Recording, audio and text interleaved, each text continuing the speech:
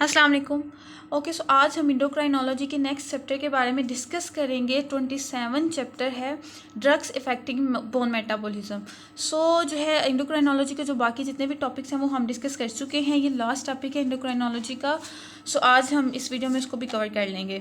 सो इस चैप्टर में जो है हमने बोन से कुछ रिलेटेड डिसीज़ हैं उनके ड्रग्स के बारे में डिस्कस करना है कि उनके ड्रग्स कौन कौन सी जो है हम यूज़ कर सकते हैं, उनके फार्माकोकाइनेटिक्स क्या क्या हैं।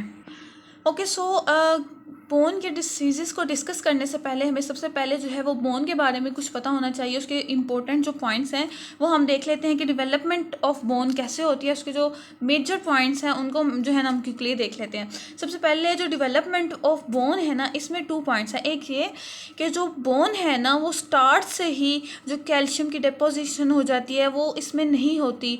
जब एम्ब्रियो जो है ना, जब बेबी जो है ना उसके इनिशियल स्टेजेस होते हैं, जब प्रेगनेंसी स्टार्ट होती है, तो जब फीटल की स्टेज में होता है, एम्ब्रियो कह लें आप, एम्ब्रियो की स्टेज में जब होता है एक बेबी, तो 8 वीक जो होते हैं ना उस तक बोन जो है वो डेवलप नहीं होती। उससे पहले जो है ना वो प्रेजेंट होते हैं कार्टिलेज एंड कनेक्टिव टिश्यू। जो कनेक्टिव टिश्यू एंड कार्टिलेजेस है ना वो मिलके बोन को जो है बनाते हैं। देन 8 वीक के बाद, आफ्टर 8 वीक ऑफ एम्ब्रियो, जो कार्टिलेज एंड कनेक्टिव टिश्यू हैं वो क्या हो जाएंगे, ऑसिफाई हो जाएंगे, मीन के चेंज हो जाएंगे। किस में? बोन में। So after 8 week of embryo जो है ना वो बोन में कन्वर्ट होंगे। क्या? कनेक्टिव टिश्यू एंड जो है ना कार्टिलेज, हाइलिन कार्टिलेज मोस्टली जो है ना वो होते हैं, हाइलिन कार्टिलेज, जो कि बोन में देन कन्वर्ट होते हैं। उसके बाद जो बोन की रिमॉडलिंग कैसे होती है, इसका प्रोसेस क्या है, कौन से टाइप के सेल्स हैं जो कि बोन रिमॉडलिंग में जो है ना वो पार्टिसिपेट करते हैं। 3 टाइप्स ऑफ सेल्स हैं। मोस्टली हम 9, 10 फर्स्ट ईयर सेकंड ईयर से जो है ना इनको पढ़ते आ रहे हैं, बहुत ईजी हैं। Osteoblast, osteocytes and osteoclast. तो ओस्टियोसाइट्स है ना, ये क्या करती है, ये बोन फार्मिंग सेल्स है। बोन को जो फॉर्मेशन देनी है, बोन की जो फॉर्मेशन होनी है वो किसके थ्रू होगी? ओस्टियोब्लास्ट के थ्रू। मैं इसको जो है ना डायग्राम के थ्रू आपको 1 बाय 1 जो है ना इसको क्लियर करती हूँ। अभी बस जो है ना आप इसको जहन में कर लें कि क्या काम क्या करते हैं। ओस्टियोब्लास्ट जो है ना वो बोन की फॉर्मेशन करती है। देन जो ओस्टियोसाइट है ना, जब बोन की फॉर्मेशन होनी है वो जब मिच्योर हो जाएंगे, जो ओस्टियोब्लास्ट के जो सेल्स हैं जब वो मिच्योर फॉर्म में हो जाएंगे उसको हम बोलेंगे ओस्टियोसाइट्स, जो कि बोन को मेंटेन करती है, उसे हार्डन करती है। उसके बाद जा जाते हैं ओस्टियोक्लास्ट। ओस्टियोक्लास्ट क्या करते हैं, ये क्या करते हैं, बोन को ब्रेकिंग करते हैं। जो बेन बंच की होती है, कुछ ऐसे जो है ना सेल्स होते हैं जो कि बोन में ऐसे होता है कि समटाइम्स जो है ना बोन को ब्रेक करके न्यू चीज़ बनानी होती है। कुछ डेड मटेरियल जो है ना वो बोन में प्रेजेंट होते हैं, उनको ख़त्म करके न्यू जो है ना वो सेल्स बनाने होते हैं।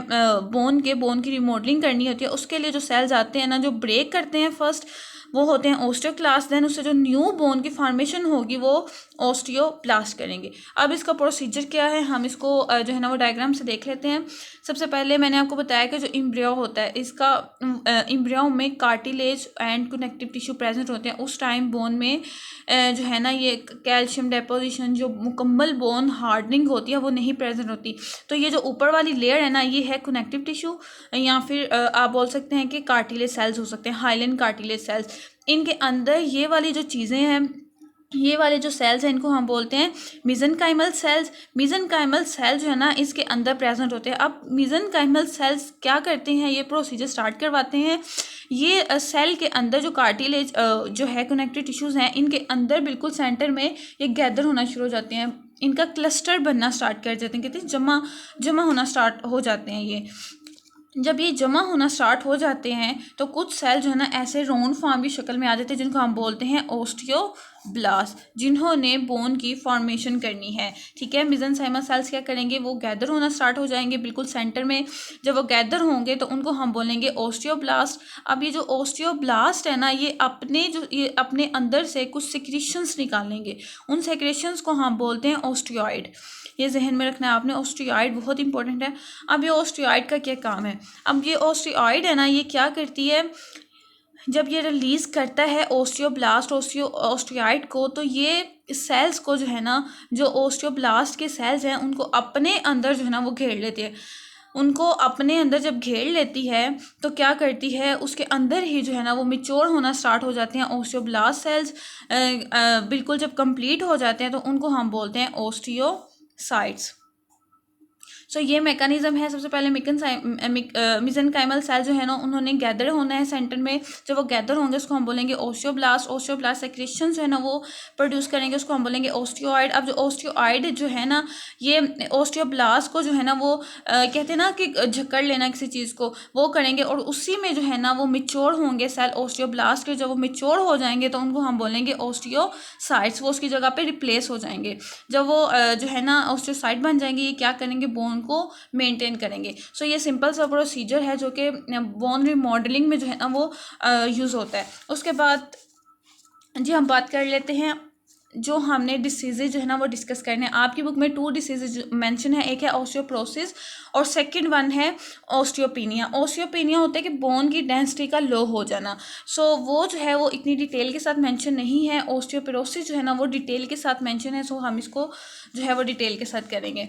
सबसे पहले ऑस्टियोप्रोसिस होता क्या है। एज वी नो ऑस्टियोप्रोसिस का मीन है कि बोन्स का वीक हो जाना। ऑस्टियो का मीन है बोन एंड प्रोसेस का मीन है पोर्स हो जाना। मीन के बोन का कहते हैं ना खोखला हो जाना, बोन्स का खोखला हो जाना, उसको हम बोलते हैं ऑस्टियोप्रोसिस। अब ये मेल में भी हो सकता है और फीमेल में भी हो सकता है।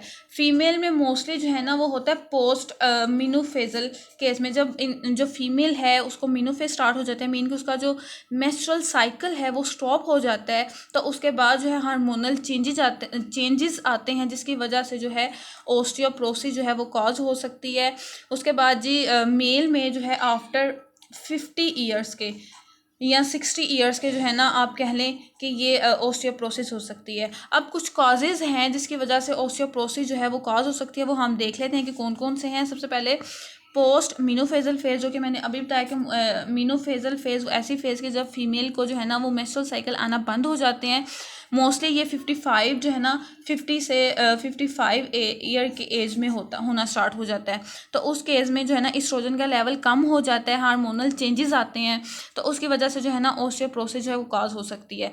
ओल्ड एज वही कि मेल में जो है आफ्टर 50 ईयर्स जो है ना ऑस्टियोप्रोसिस कॉज कर सकता है।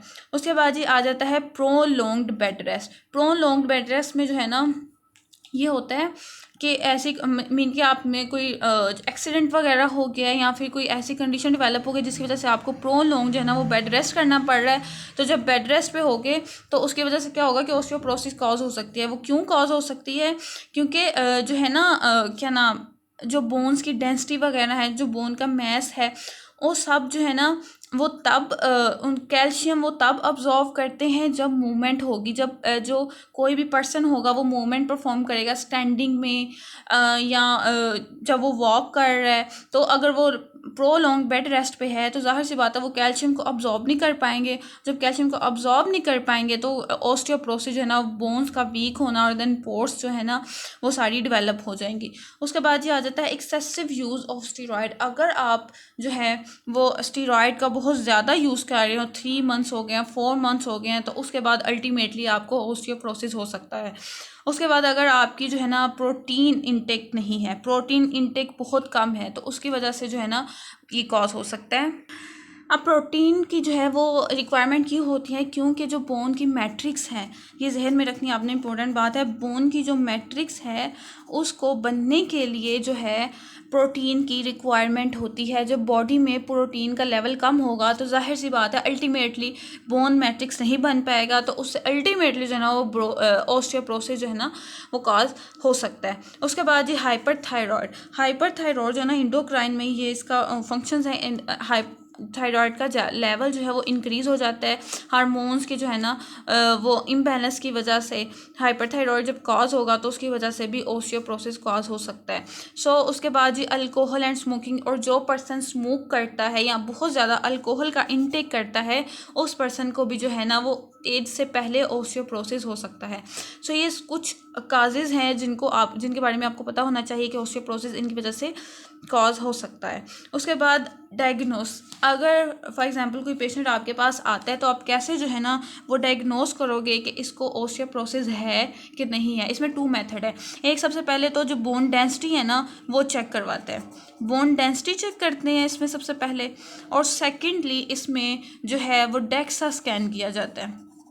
DEXA scan. अब ये डेक्सा स्कैन क्या है, ये एक किस्म का एक्सरे है जिसमें जो है हम क्लियरली हमें पता चलता है कि इस बोन में फॉर एग्जांपल अगर हिप बोन है तो इसकी कितनी फॉर्मेशन है और कितनी ये ऑब्जॉर्ब हो चुकी है। सो ये क्लियरली हमें जो है ना वो रिज़ल्ट देता है। फॉर एग्जांपल इस तरह स्केल हमें मिलता है, इस तरह जो है ना वो हमें स्केल मिलता है डेक्सा स्केल। अगर तो +4 से 0 तक या -1 तक आपका जो है ना वो रिज़ल्ट आता है तो समझ ले कि आपकी जो बोन है वो नॉर्मल है, ठीक है।